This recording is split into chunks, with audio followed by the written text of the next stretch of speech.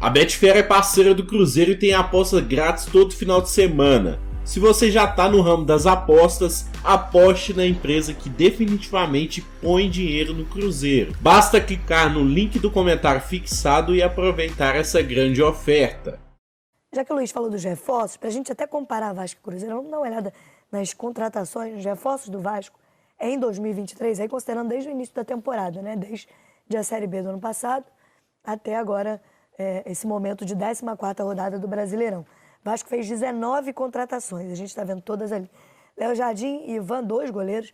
Puma Rodrigues, Paulo Henrique, Capasso, Bambu, Maicon, Léo, Lucas Piton, Jair, Patrick de Luca, Matheus Carvalho, Carabarral, Lucas Orediano, Pedro Raul, Juan Seco e Serginho. Até aqui os nomes anunciados, ainda conta aí espera chegar amanhã, né, o Medel, também mais um veterano, que já foi seleção do Chile, enfim, mais um volante, mas seriam aí 20 reforços, 19 já oficializados, confirmados e anunciados pelo clube. E 19 reforços que mudam o patamar de Série B para Série A? Daí, você pode dizer que Léo Jardim, tá? Sim. Léo, Lucas Piton e Jair, ok, aprovaram. Tá? Tanto que são todos titulares. Isso, aprovaram. Na contratação, eu acho que o Pedro Raul também entraria nessa lista. Entraria. Então, não, eu tô dizendo, aprovaram. Vou chegar Agora, no Pedro Raul. sim. Acho que qualquer um erraria nesse momento, porque neste momento, Pedro, mas assim, não dá para dizer que é um erro, tá? A avaliação até agora é que é um erro, a contratação do Pedro Raul. Mas não dá para ser considerado em nenhum momento, porque quem não contrataria? Né? Ainda é o artilheiro do time da temporada, não é? Não sei se o PEC passou, mas acho que não. Acho que ainda é o Pedro Raul. E aí você tem outros que... Puma Rodrigues... É uma posição difícil de encontrar, é um jogador que tem um status no país dele, enfim, dá pra entender. Estão empatados, os dois têm 8 gols, só respondendo. PEC e Pedro Raul tem 8 gols. Agora, aí o resto... Eu acho que dá pra gente tirar da seguinte forma, de todos esses jogadores que estão aí, quais seriam investimentos absurdos de times da parte de cima da tabela? Acho que esses investimentos seriam feitos por boa parte dos 20 clubes da Série A do Campeonato Brasileiro, exceção feita ao Jair, que sai de um Atlético Mineiro como titular, e do Pedro Raul, que tinha sido o artilheiro do Goiás na última temporada. Piton também.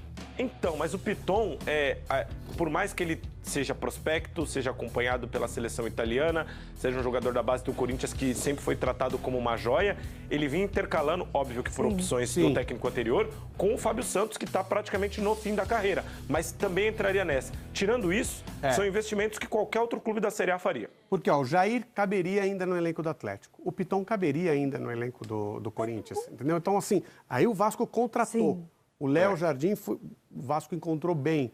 E o Léo zagueiro também. O Léo caberia no elenco do São Paulo ainda. Então, assim, esses jogadores o Vasco contratou bem. Alguns outros o Vasco não deu sorte, acho que o Pedro Raul se encaixa nisso. O Puma Rodrigues eu ainda quero avaliar um pouquinho mais. E outros foram jogadores que não tinham ali tanto cartaz. O maior no investimento cenário. foi no Orediano. Maior investimento financeiro desta SAF até aqui nas contratações. Não, mas esse é um investimento de risco. Quando você faz alguém conhecia bem o Orejano para colocar um dinheiro nele? Acho que não. Pelo menos até agora, pelo que a gente viu, não, né? Vamos dar uma olhada então no adversário de amanhã? No Cruzeiro, que também é um clube que veio da Série B no ano passado, com a diferença de que o Cruzeiro subiu com rodadas de antecedência, né? Foi líder absoluto da Série B, mas tem as contratações todas do Cruzeiro.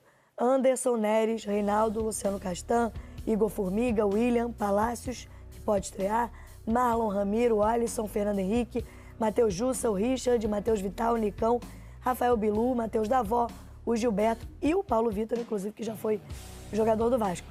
Também não é uma... Não, mas é diferente. Contratações que chamam a atenção pelo nome, pelo valor. É diferente. Mas entregaram. O Cruzeiro já vem nesse projeto desde o ano passado. E aí, já deixando bem claro qual é o tipo de projeto. É buscar jogadores... na verdade, sim, se tiver nome, a chance é menor. pequena, é menor.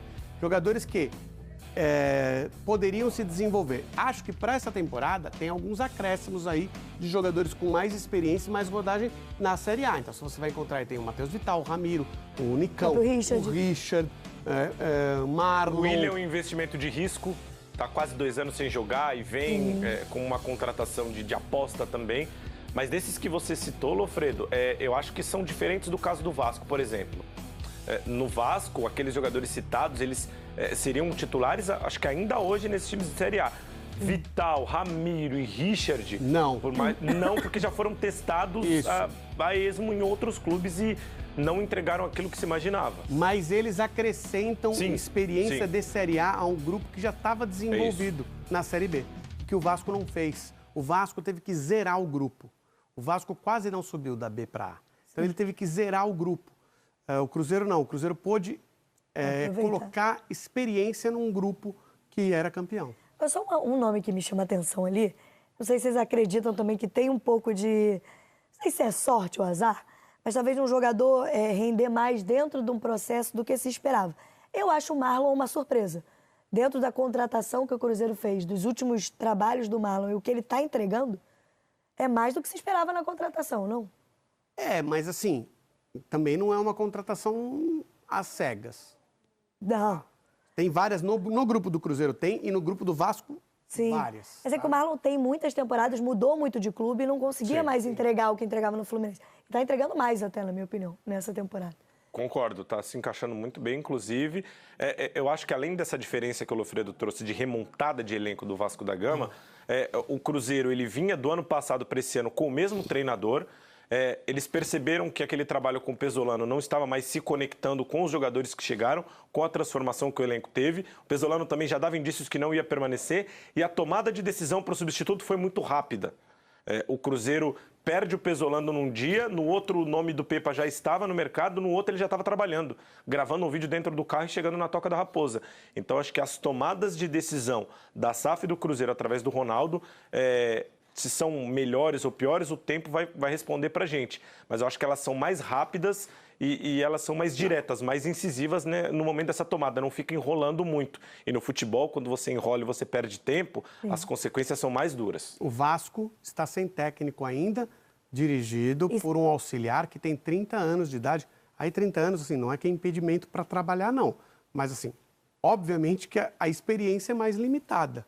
Quem tem 30 anos, principalmente no meio dos técnicos de futebol, tem uma experiência muito limitada. E não foi jogador de futebol profissional, ainda tem esse detalhe que é mais novo que os 3 reforços, né, que o Vasco está trazendo. Né? Que não que também não possa ser, dá para ser técnico sem ser, só que você vai precisar desenvolver uma formação mais ampla ainda. O jogador de futebol já vem com aquela experiência ali de dentro. Então, é um risco.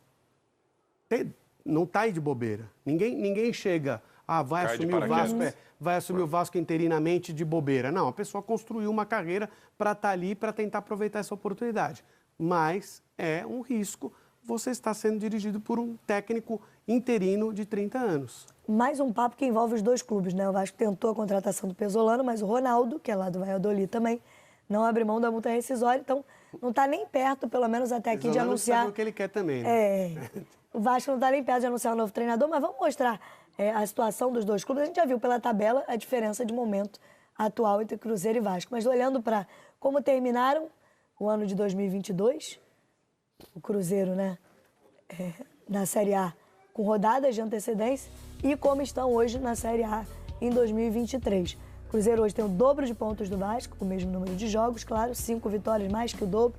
Mesmo número de empates, perdeu muito menos, o aproveitamento é exatamente o dobro.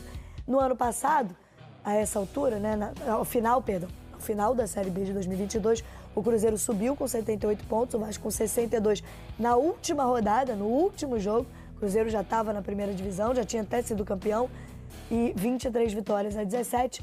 O Vasco empatou mais no ano passado e perdeu mais também, teve um aproveitamento menor do que o do Cruzeiro. Mantém-se o que a gente viu, né, na última temporada. O Cruzeiro vive um ano melhor do que o do Vasco. O Cruzeiro ter 46% de aproveitamento na Série A é absolutamente normal. Ele não pode ser comparado com 68% de aproveitamento que ele teve na Série B, porque aumentou o nível da competição. Então, 46% nesse momento, para o que o campeonato apresenta, que é um campeonato que a parte de baixo da classificação, ela tá aproveitando pouco. Então, 46% dá uma tranquilidade para o Cruzeiro nesse momento. Não é um aproveitamento ruim. 23%. Nossa. 23%. É rebaixamento com rodadas de antecedência. É aproveitamento de lanterna. Sim? O normal com 23% seria ser o lanterna da competição. É que tinha o Curitiba parado no campeonato. O América que também não está muito distante. Que em São determinado... 3 times ali. Até a última rodada, inclusive, o Vasco estava atrás do América. E nesse caso a diferença é que o América tem 3 competições, né?